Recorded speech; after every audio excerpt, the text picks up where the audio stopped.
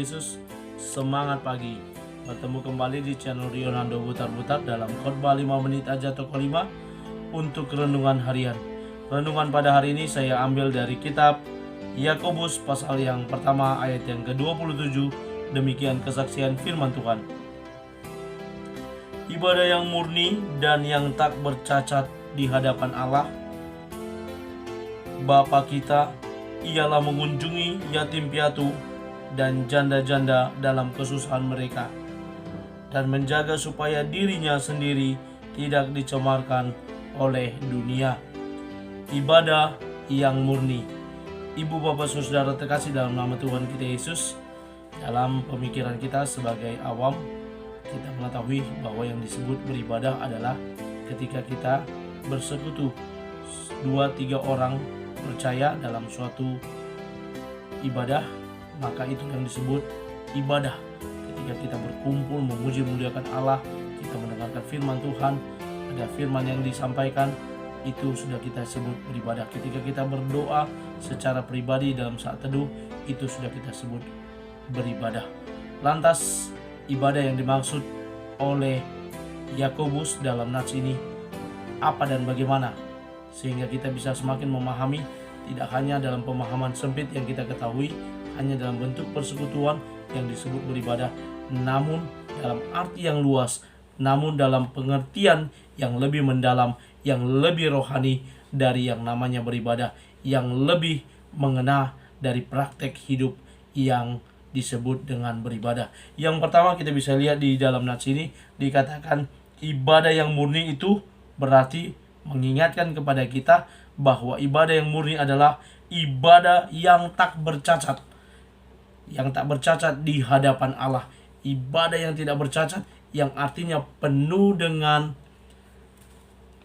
Roh Kudus, penuh dengan karunia, penuh dengan kasih, penuh dengan konsep pelayanan yang memang berkenan di hadapan Allah.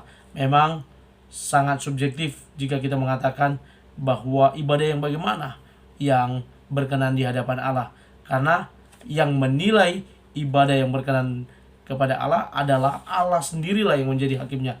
Namun ketika ibadah itu lahir dari ungkapan hati, lahir dari rasa ingin bersekutu bersama orang-orang percaya, lahir dari keinginan, ada kerinduan untuk menyembah Allah, untuk memuji Allah, rindu akan kebenaran firman-Nya, dan merupakan rangkaian dari rasa syukur kita yang kita sampaikan kepada Tuhan. Saya kira ibadah itu layak dikatakan berkenan di hadapan Tuhan dan tidak bercacat di hadapan Tuhan.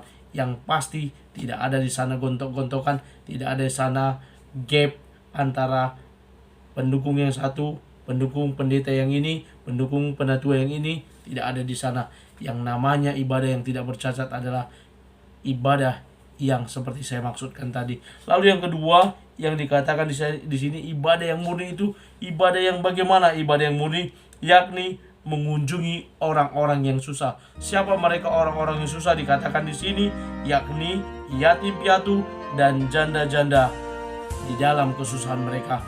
Mengunjungi mereka merupakan bagian dari sebuah ibadah.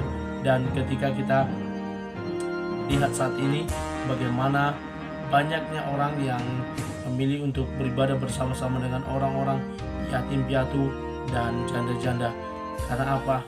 Ada kerinduan untuk melayani mereka, ada kerinduan untuk bersama-sama bersekutu dengan mereka, sekaligus nantinya setelah beribadah memberikan bantuan kepada orang-orang tersebut. Ini merupakan ibadah, praktek dari ibadah persekutuan yang sudah kita lakukan sebelumnya. Ada praktek yang tampak dalam hidup kita di mana kasih itu boleh dinyatakan. Yang selanjutnya yang ketiga yang bisa kita lihat, ibadah yang murni adalah ibadah yang menjaga diri agar tidak tercemar dari dunia yang penuh dengan kegelapan, yang penuh dengan kenajisan ini. Dan kita boleh menjaga diri kita sehingga tidak tercemar, tidak tercampur, tidak terpengaruh, tidak terintervensi.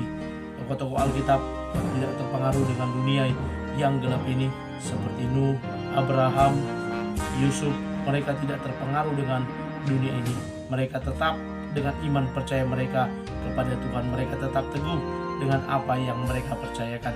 Kiranya firman Tuhan buat kita pada hari ini boleh mengingatkan kita untuk terus boleh melakukan ibadah yang murni, ibadah yang tak bercacat di hadapan Allah, ibadah yang juga mengasihi orang lain, mengunjungi orang-orang susah, dan juga ibadah yang kita lakukan dengan menjaga diri tetap bersih. Selamat beraktivitas, Tuhan Yesus memberkati. Shalom.